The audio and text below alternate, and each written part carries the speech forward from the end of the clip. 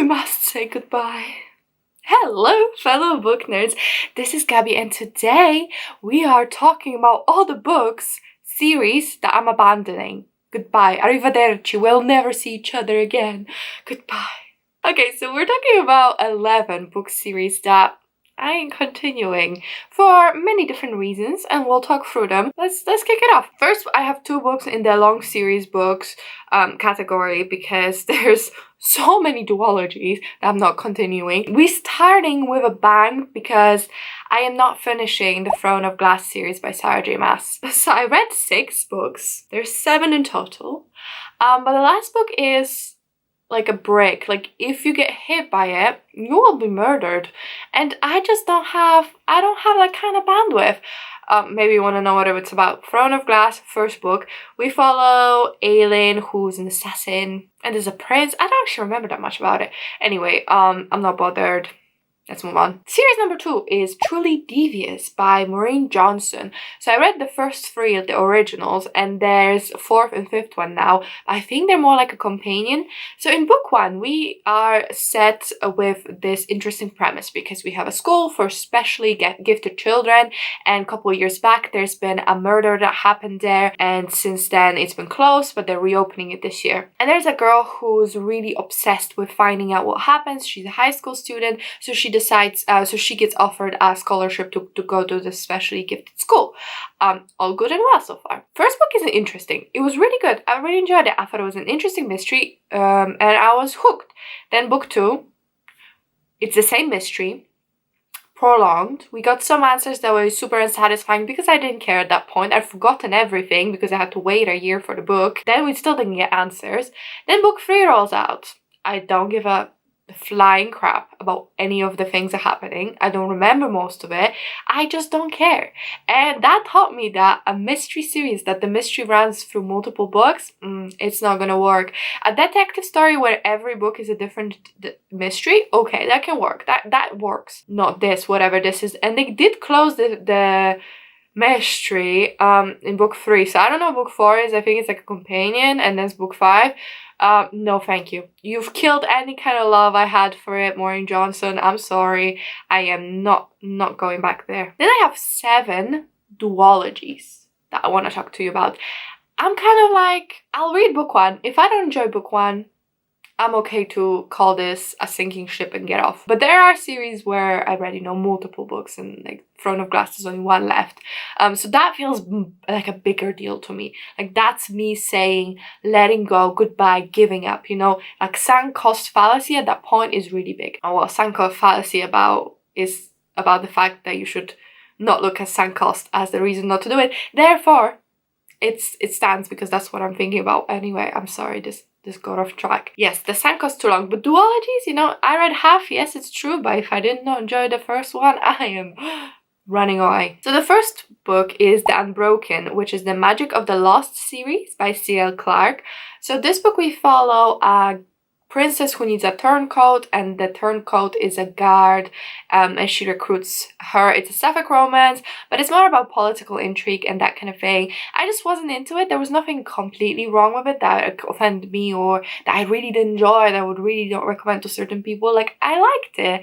I just wouldn't call it like a new favorite or anything, so I'm giving up. Then we have The Wolf of Oren, Yaro, which is The Chronicles of the Bitch Queen is the serious name, and it's by K.S. Viloso. So in this book we follow a woman who's a queen, and she had to kill her husband to get the throne, and she's considered the bitch queen because she's such a badass, and she's just an unstoppable killing machine, and she ends up traveling to a neighboring country and needing to hide away and run away and all that stuff. I was too frustrated with this book because I was promised a bitch queen. I got a helpless damsel in distress. I don't get it. Everyone loves it. I really don't get it. This book is a duology. No, that's not a duology. That has multiple. I don't know what this is doing. Sorry, this should be a long series. I am not very smart, so you shouldn't take this face value. Yes, Wolf of Oren Yaro is a long series, and I was not about to invest in it. Then we have Crier's War by Nina Valera. So in this one, we have these like people, like automatons, you know, they're like sentient, and there's a romance between one of those and a princess. It's a sapphic romance. Didn't dislike this book. It was fine, but it just didn't grab me enough. If I think about, do I want to read the sequel? Do I want to know what happens? I don't remember what happens. I'm not too bothered about not finishing it, and I probably won't. It was alright. It was nice, but yeah. This is such a quick video, but I'm just like, yeah, I'm done. I've moved on. I'm mentally checked out of these. We don't need to talk about it. Okay, then we have We Hunt the Flame, which is the Sands of Arvia series by Hafsa Faisal. So in this book, we follow a hunter and a prince, and they have to go to this like island to defeat an evil that's plaguing their society. And I don't know, I felt really disconnected from this book, and it might be because I was listening to an audiobook and like I couldn't connect, but at the same time I read some of my all-time favorite books as audiobooks, so I clearly can pay attention and connect. So there was just something that didn't work for me. The writing was beautiful, but maybe because it was audiobook, I just kept checking out. I didn't care about the romance. I was just honestly not that bothered about it. I didn't think it was bad necessarily. I just thought it was boring, and I didn't personally connect with it. So then we have Serpent and Dove by Shelby Mahorin.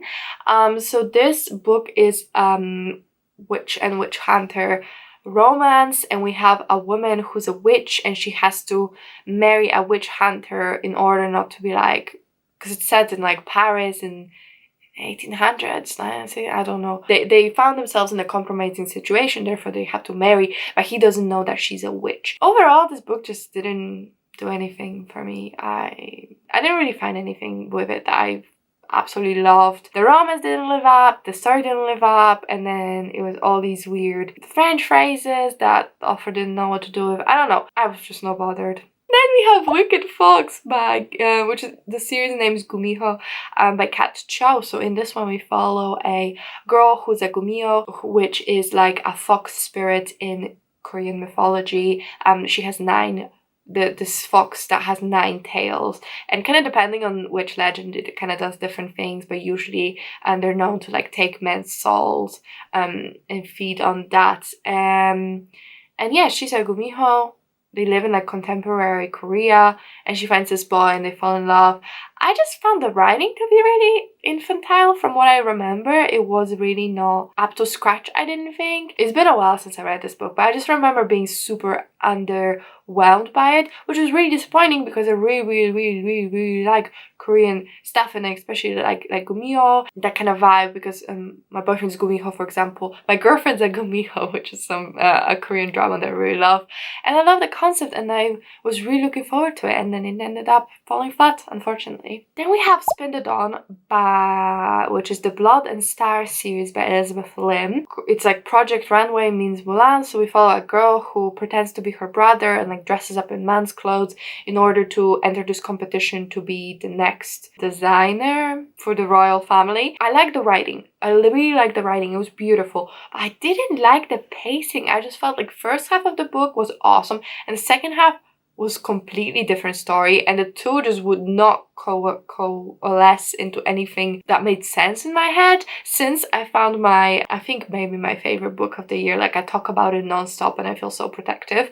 That book is by Elizabeth Lim, so you know you need to give your authors another chance.